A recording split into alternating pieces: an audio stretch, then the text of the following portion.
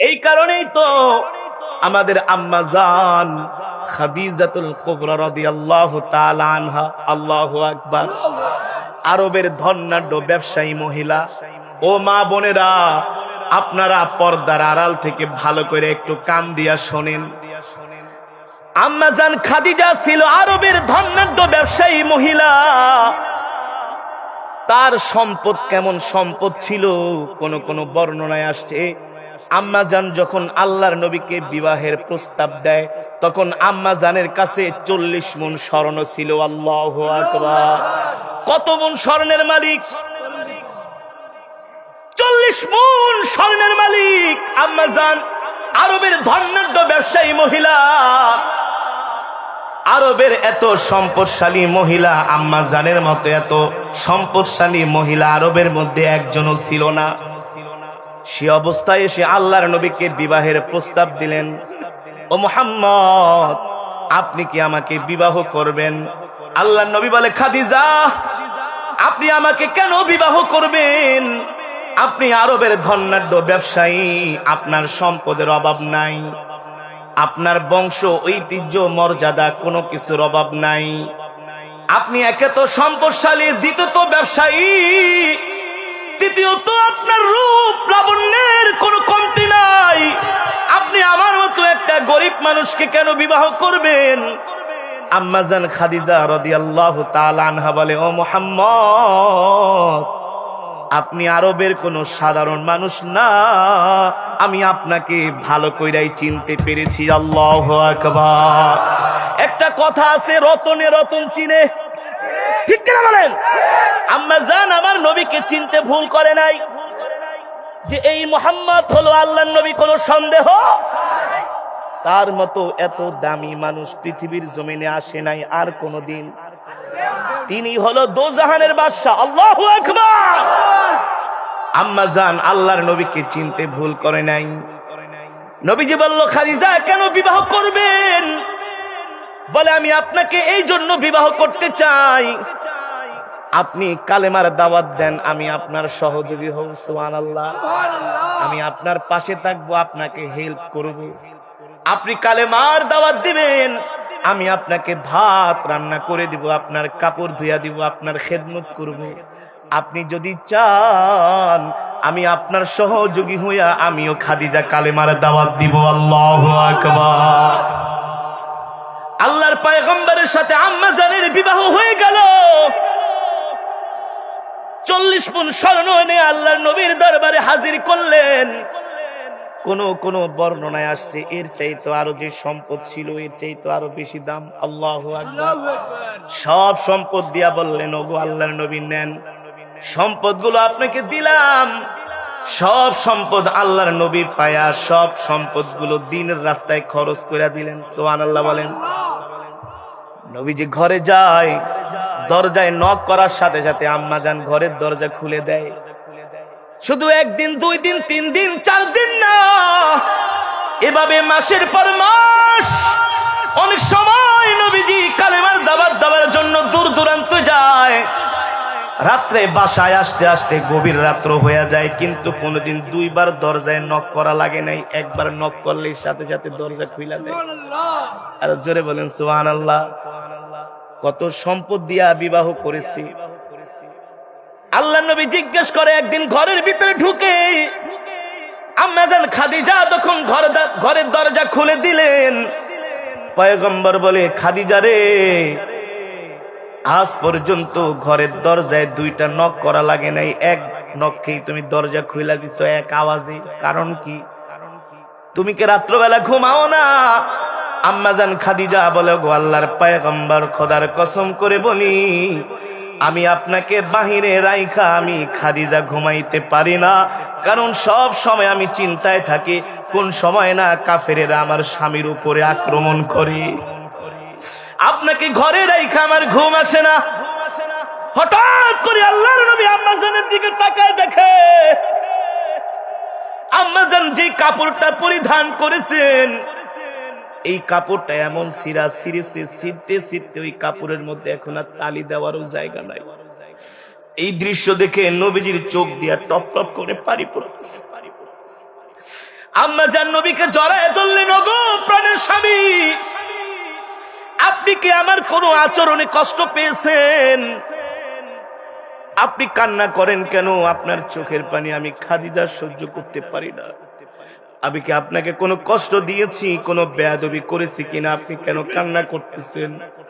রাহমাতুল লিল আলামিন বলে, খাদিজা, তুমি আমাকে কোনো কষ্ট দাও নাই। তুমি যে কাপড়টা পরিধান করেছো এত ছিঁড়া ছিঁড়েছে, এত তালি দিয়েছো, এর মধ্যে এখন আর তালি দেওয়ার কোনো জায়গা নাই। তুমি আজ পর্যন্ত কেন বলো নাই তোমার কাপড়ের প্রয়োজন? এই কথা কেন আমাকে একবারও জিজ্ঞেস বললা না? আম্মা জান বলো, গো আল্লাহর নবী, আমি জানি আমার স্বামীর পকেটে পয়সা নাই। আমি যদি আপনাকে কাপড় আনতে বলি, আপনি যদি না আনতে পারেন, আপনি নিজে আরো বেশি কষ্ট পাবেন, ঠিক কিনা বলেন? এই কারণে আমি আপনাকে কোনোদিন কাপড়ের কথা বলি নাই। এই কথা শোনার পরে আল্লাহর নবী বলে, খাদিজা, 40 মণ স্বর্ণ নিয়ে আমাকে বিবাহ করলা, একদিনও জিজ্ঞেস করলা না ওই সম্পদগুলো আমি কি করেছি? আম্মাজান খাদিজা বলে, আমি জানি আমার প্রাণের স্বামী ওই সম্পদগুলো আল্লাহর রাস্তায় দান করে দিয়েছি। আল্লাহু আকবার। ও মা বোনেরা, আম্মাজান খাদিজা কেমন ছিলেন? এত সম্পদ নিয়ে আল্লাহর নবীর সাথে বিবাহ বন্ধনে আবদ্ধ হলেন। কোনদিন আল্লাহর নবীকে জিজ্ঞেস করে নাই সম্পদগুলো কোথায়, কি করছেন? সব আল্লাহর নবী দান করে দিয়েছেন।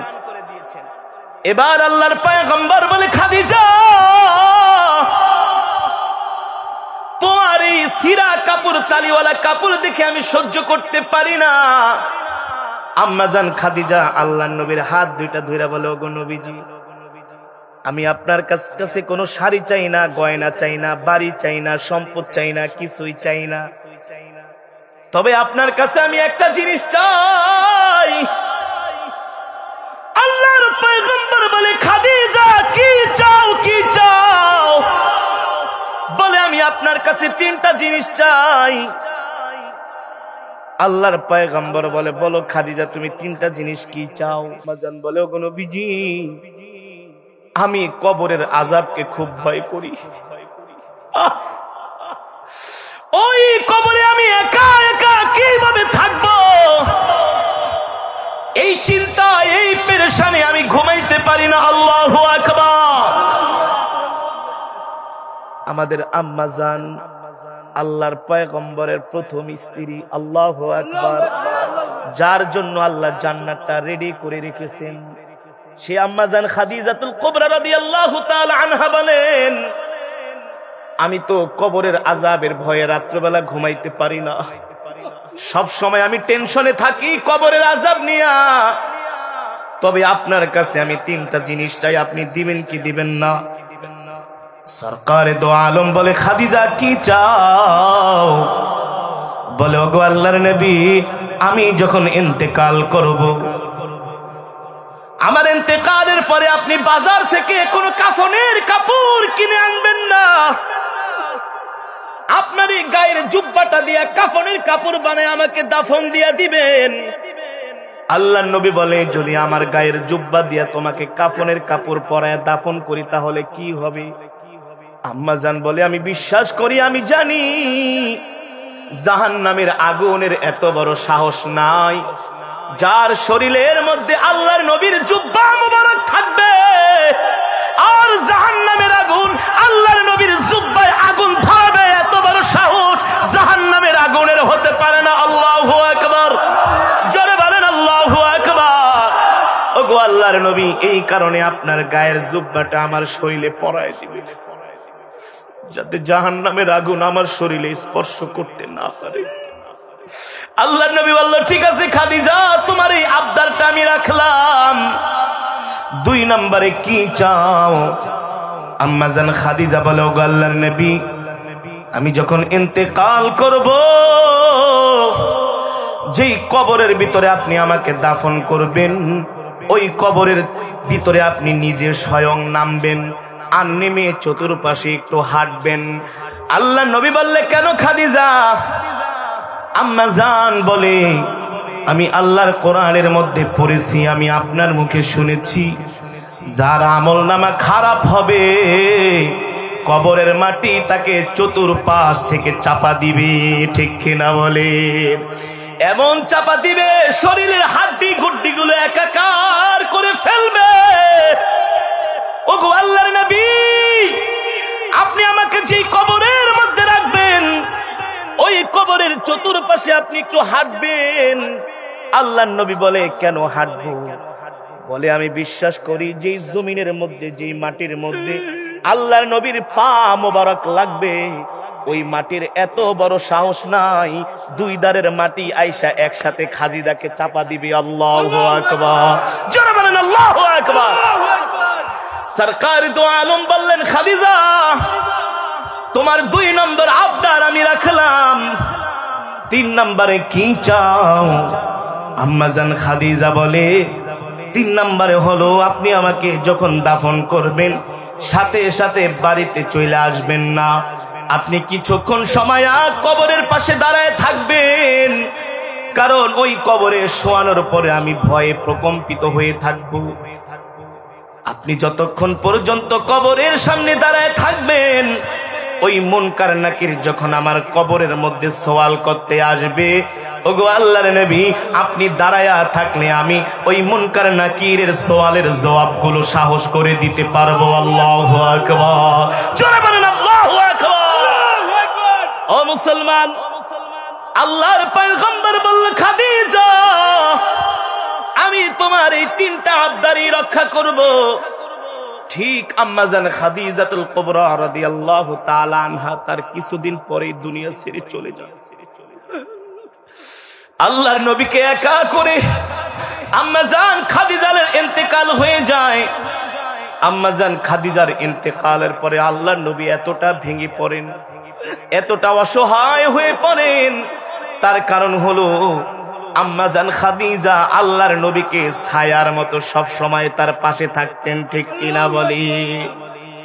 ঠিক আল্লাহর নবীর আম্মাজান খাদিজার ইন্তেকাল হয়ে যায়। আম্মাজান যেভাবে বলেছে আল্লাহর নবী ঠিক সেভাবেই করেছে, তাকে দাফন দিয়েছে। কিন্তু যখন আম্মাজানকে কবরের মধ্যে শোয়ানো হলো, সাধারণত নিয়ম হলো মানুষ যখন মারা যায় তার চেহারা মুবারকটা পশ্চিম দিকে ফিরানো থাকে। ঠিক কিনা বলেন? কোন দিকে ফিরায়? কিবলামুখী। কোন দিকে? কিন্তু বারবার আম্মাজানের চেহারা মুবারকটা কিবলার দিকে ফিরায়। চেহারাটা কিবলার দিকে ফিরে না, সরাসরি চেহারাটা আসমানের দিকে হয়ে যায়। আল্লাহু আকবার, জোরে বলেন আল্লাহু আকবার। এভাবে 1 বার 2 বার 3 বার হওয়ার পরে আল্লাহ তাআলা জিব্রাইলকে পাঠায় দেয়, ও জিব্রাইল যাও যাও আমার বন্ধু হাবিবকে যে বলো খাদিজার চেহারা কিবলার দিকে ফিরবে না, তার চেহারা আসমানের দিকে ফিরবে। কারণ আমার খাদিজা দ্বীনের জন্য এত কোরবানি করেছে, এত ত্যাগ স্বীকার করেছে, এই কারণে স্বয়ং আমি আল্লাহ রব্বুল আলামিন আরশে আজিমে বসে বসে আমি আল্লাহ নিজে খাদিজার চেহারাটা দেখবো। আল্লাহু আকবার, জোরে বলেন আল্লাহু আকবার। আম্মাজানের চেহারাটা কোন দিকে ফিরায় রাখবা? আসমানের দিকে। কোন দিকে? আল্লাহ বলতেছেন স্বয়ং আমি আল্লাহ নিজে আসমান থেকে আমি আমার খাদিজার চেহারাটা তাকায় তাকায় দেখবো। আল্লাহু আকবার। ও মুসলমান, আল্লাহর নবীর স্ত্রী আমাদের আম্মাজান খাদিজা, স্বয়ং আল্লাহর নবী নিজে সাহাবীরা কবরের আযাবের ভয়ে থরথর করে কেঁপেছে। ঠিক কিনা বলেন? হাসরের মাঠে আল্লাহ বিচারের মাঠ কায়েম করবে। এই দুনিয়াতে যত আকাম সাকাম করছো সব কিন্তু আমলনামার ভিতরে কি থাকবে? ওয়াকুল্লু ইনসানিন আলজামনাহু তায়রাহু ফি উনুকিহি ওয়া নুখরিজু লাহু ইয়াওমাল কিয়ামাতি কিতাবান ইয়ালকাহু মানশুরা ইকরা কিতাবাকা কাফা বিনাফসিকা লিয়াওমা আলাইকা হাসিবা। আল্লাহর নবী বলে, ও সাহাবীরা, মরণের পরেই মানুষের কিন্তু জীবন শেষ না, মরণের পরে কিন্তু জীবন শুরু। তুমি মনে করো না তোমার ইন্তেকাল হয়ে গেছে, তুমি বাইচে গেছো, না না না, তোমার মরণের পরে কিন্তু আসল খেলা শুরু হবে। কথা বলেন? মরণের পরে কিন্তু আসল হিসাব কি হবে, শুরু হবে। আল্লাহ হাসরের মাঠে আপনাকে আমাকে উঠাবে, আর সবার গলার মধ্যে আল্লাহ তাআলা আমল নামাটা ঝুলায় দিবে। কি করবি? আল্লাহ বলবে, এদিকে আয়, তুই নামাজ কেন পড়স নাই, আমার হুকুম কেন মানুষ নাই, আমার বিধান কেন মানুষ নাই, আমার কোরআনের বিরুদ্ধে কথা বলেছস, আমার বন্ধুকে গালি দিয়েছস, আলেমরা কোরআনের কথা বলেছে তাদেরকে গালি দিয়েছস, আলেমরা মুক্তির বিরুদ্ধে কথা বলছে তুই মুক্তির পক্ষে কথা বলছস, ঠিক কিনা বলেন? আলেমরা ইসলামের পক্ষে আওয়াজ তুলছে, তুই আলেমদের উপরে অত্যাচার করছস। বলবে আল্লাহ আমি গেলা কিছুই, অস্বীকার করবি। কি করবি? অকুল্লা ইনসানিন আলজামনাহু তাইরাহু ফি উনুকি। এই অবিশ্বাসীরা শুনে রাখো ভালো করে, আমলনামা বুকের ভিতরে ঝুলবে। আল্লাহ বলবে তোর আমলনামা তুই নিজেই পড়। ইকরা কিতাবাকা কাফা বিনাফসিকা আল-ইয়াওমা আলাইকা হাসিবা। তুই তোর আমলনামা নিজেই পড় আর নিজের হিসাব নিজেই কর। জীবনে তো তুই কি কি করছস না করছস, তখন আমলনামাটা নিজের হাতে নিবি আর পড়বে, নিজের আমলনামা নিজে পড়বে আর দাঁত কামড়াবে আর আফসোস করে করে বলবে, ইয়া লাইতানি মালি হাদাল কিতাব লা ইউগাদিরু সগীরাতান ওয়ালা কাবীরাতান ইল্লা আহসাহা ওয়া ওয়াজাদু মা আমিলু হাদিরা ওয়ালা ইয়াজলিমু রাব্বুকা আহাদা। নিজের আমলনামা নিজে পড়বে আর আফসোস করবে, হায় রে এটা আবার কেমন আমলনামা, যত গুনাহ করছি, যত জিনা করছি, ব্যভিচার করেছি, মানুষের সম্পদ মেরেছি, মানুষের উপর অত্যাচার করেছি, মানুষের উপরে জুলুম করেছি, ক্ষমতার অপব্যবহার করেছি, এত অপরাধ করে তো নিজের জীবনটাই নিজে বরবাদ করে দিয়েছে, ঠিক কিনা বলেন? ওই সময় আফসোস করবি, কিন্তু আফসোস করলে আর কোনো। আল্লাহ বলে এতদিন আমি দুনিয়ায় ছিলাম রহমান, দুনিয়ায় ছিলাম রহিম, আজকে আমি হাসরের মাঠে হয়ে যাব কহার। কি হয়ে যাব? আল্লাহ বলে তোদের কোনো কথা শোনা হবে না। ওই দিন তারা আফসোস করবে আর বলবে, হায় রে হাসানপুর দারুল উলুম কওমি মাদ্রাসার মাহফিলে হুজুরে আয়েশা বারবার বইলা গেছে, জিনা করিস না, গুনাহ করিস না, মদ খাইস না, মানুষের সম্পদ মেরে খেও না, মানুষের উপর অত্যাচার করো না, ক্ষমতার অপব্যবহার করো না, মানুষের উপরে জুলুম করো না, আল্লাহর কোরআনের বিরুদ্ধে কথা বলো না,